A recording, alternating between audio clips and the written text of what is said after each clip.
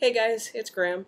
Just wanted to check in, do an update, and just kind of see how things were going here in YouTube land. Um, so yeah, it's been a good weekend. I hope you've been enjoying your time.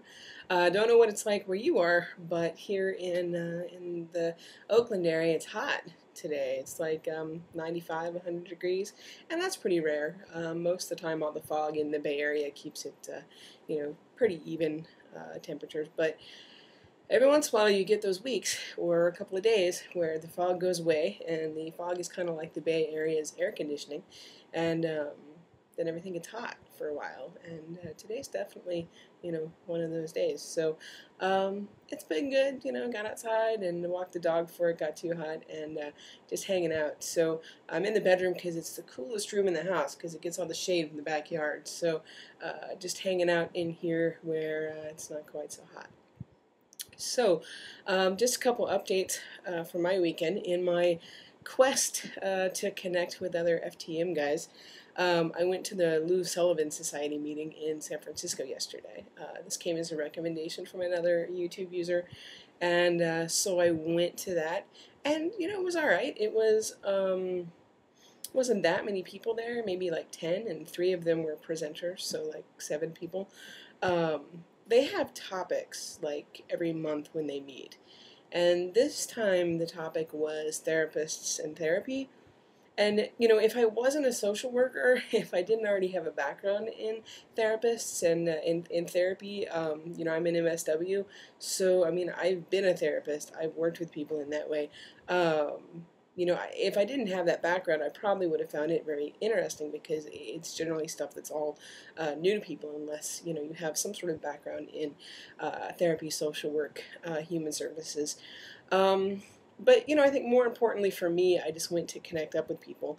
And, I got to do a little bit of that. I got to talk to some of the guys before the event started, and I met a couple of cool people. It was it was one of those things. I think a lot of the folks that were there, maybe this was their first time, so they weren't all that, I don't know, I don't want to say welcoming.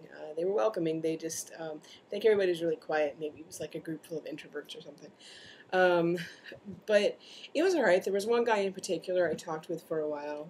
He lives in San Francisco, and he's like in his 40s and has been transitioning for like the last year.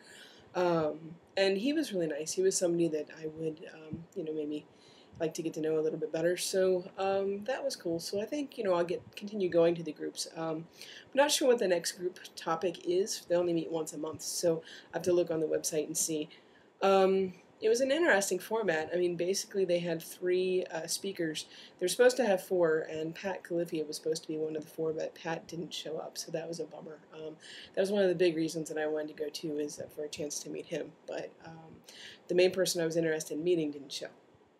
So the format for this thing was that there were 3 folks who were therapists in the Bay Area who provide specific therapy to folks who were trans.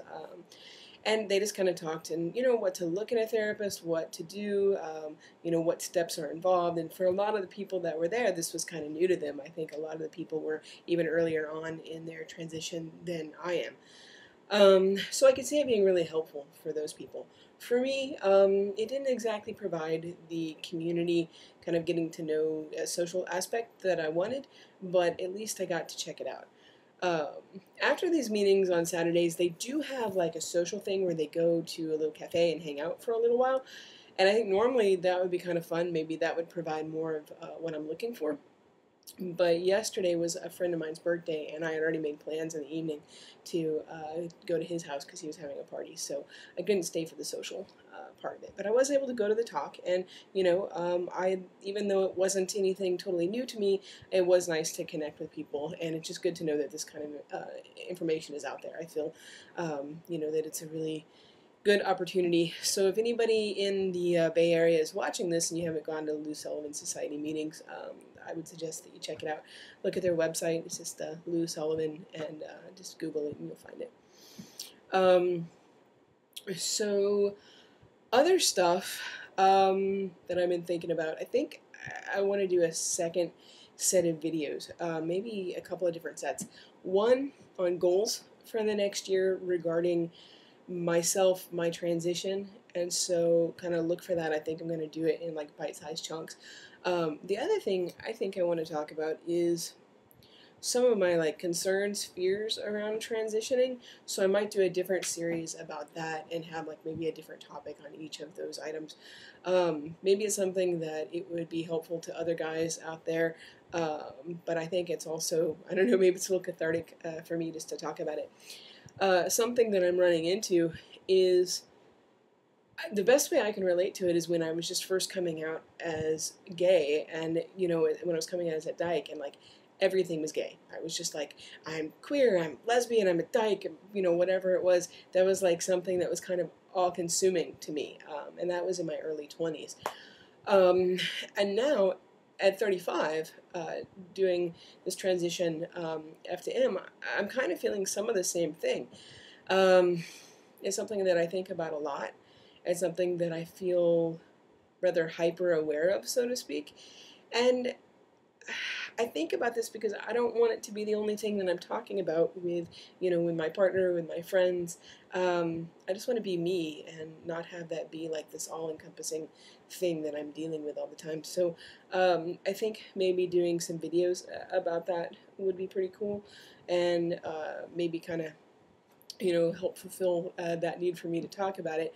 But it also might be helpful for other guys out there who are going through this, and just to listen to some of my thoughts or whatever.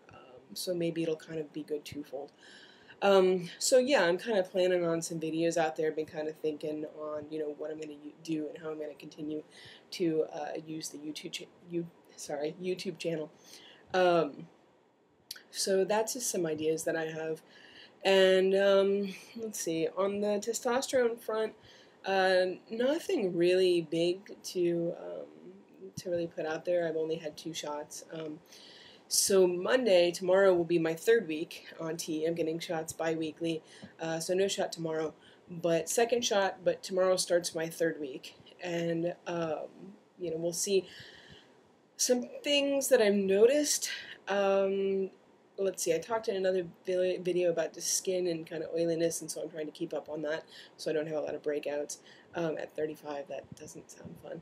And the other thing I've noticed is sometimes my voice does feel like it's a little lower, and I can't tell if that is because of the time of day, if it's later at night, or, you know, early in the morning. But sometimes it does feel like it gets down there a little bit. The other thing I've noticed is my throat feels kind of scratchy, kind of like it feels when you're just getting ready to kind of maybe get a sore throat. So it kind of feels like that. So maybe that's related to the testosterone. I'm not real sure. That's about it, really. The other thing, you know, that everybody talks about is sex drive increasing, and yeah, I can say that that's true. The first shot I got, I didn't really notice it too much, but this time, yeah, it's definitely one of the first things that increases. So that's not a bad thing. I'm not complaining. That's good. So that's really the best that I can tell you right now as far as changes that I've noticed. So that's it. Just a quick update, and hope everybody's having a good weekend. Later.